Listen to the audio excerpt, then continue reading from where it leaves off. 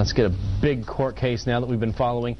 This former Grand Rapids school employee, Kenneth Hoskins Jr., he's facing more trouble after being caught with one of the underage victims in a sex scandal for which he has yet to face trial.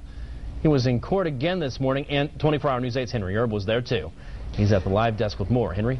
32-year-old Kenneth Hoskins Jr. Was in court accused of violating a condition of his bond, that condition to stay away from the two underage girls that he's accused of having sex with while he was a Grand Rapids public school student advocate.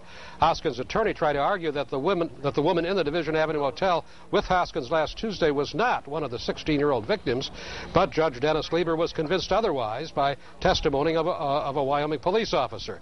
The officer said Grand Rapids detectives who had been following Hoskins asked him to check a room at the motel which Hoskins had rented to see if a young woman was with him. He said Hoskins at first answered the door wearing a T-shirt and closed it again, saying he wanted to get dressed. When Hoskins did let the officer into the room, he found a young woman apparently hiding in the shower.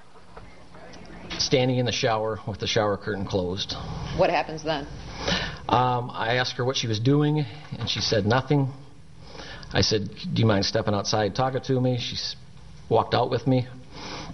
I asked her what her name was, and she said LaToya Johnson. And that's not the victim's name. The officer said the young woman then made a run for it. The next day he saw the same girl in juvenile detention and did identify her as the victim.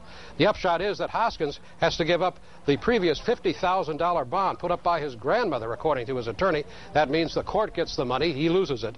Judge Lieber gave him a new, much larger bond, $250,000, which his lawyer says his family probably can't afford, meaning that Hoskins will probably stay in jail until his trial on January 11th.